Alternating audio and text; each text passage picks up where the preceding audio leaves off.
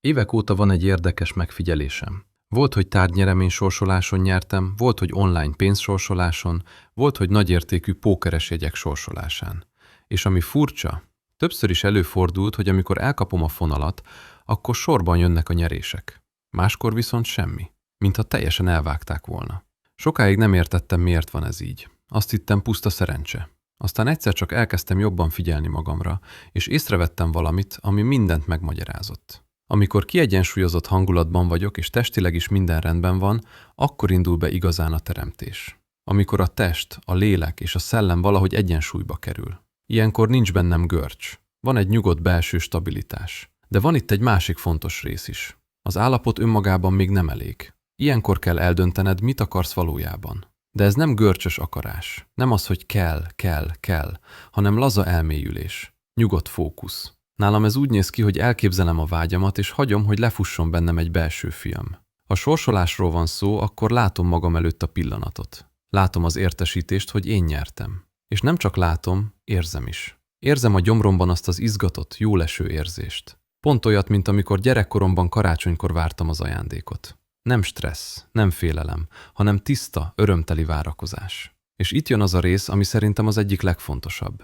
Amikor megvan a belső film, és megvan az érzés, akkor nem kapaszkodom bele. Nem rágom tovább. Nem nyúzom. Hanem hagyom, hogy ez az érzés távozzon belőlem. Úgy képzelem el, mintha elküldeném az univerzumba, mintha egy postagalam vinné el a kívánságomat. És ebben a pillanatban átváltok bizonyosságba. Nem abba, hogy remélem sikerül, hanem abba, hogy ez már megvan. Már most az enyém. Kétség nélkül. Maximális bizonyossággal. Tudod, ez nekem olyan, mint amikor a gyerek mondja a szülőnek, hogy mit szeretne karácsonyra. A gyerek nem azon agyal, hogy vajon sikerül-e. A gyerek egyszerűen tudja, hogy meg fogja kapni. Természetesen. Kételj nélkül. Szerintem így érdemes kérni az univerzumtól is. Úgy, hogy közben tudod, hogy megkapod. A legnagyobb nyereményem eddig 1 millió forint volt. És ezt nem dicsekvésből mondom, csak azért, hogy tudd.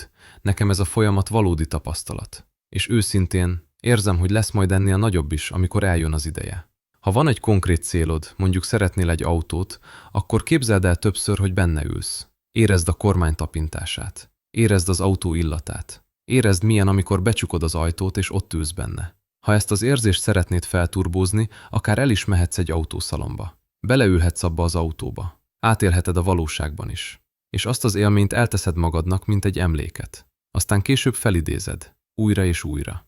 Minél inkább magadénak érzed, annál inkább olyan események történnek veled, amelyek közelebb visznek a vágyadhoz.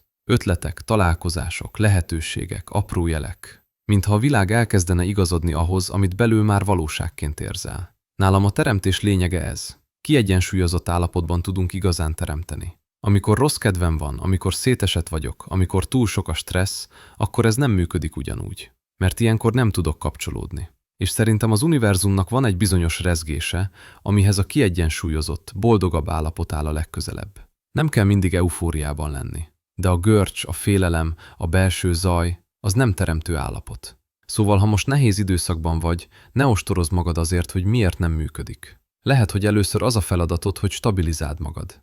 Megnyugtasd a tested. Visszatalálj egy olyan belső állapotba, ahol újra könnyebb hinni, könnyebb érezni és könnyebb elképzelni. És amikor ez megvan, akkor döntsd el lazán, mit szeretnél.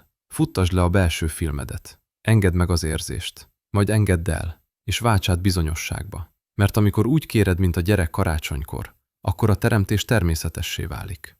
Ha tetszett ez a videó, nyomj egy lájkot, és iratkozz fel a Teremtés Kulcsa csatornára. Írd meg kommentben, nálad mi a legnehezebb rész? A nyugalmi állapot, a belső film, vagy az elengedés és a bizonyosság? Találkozunk a következő videóban.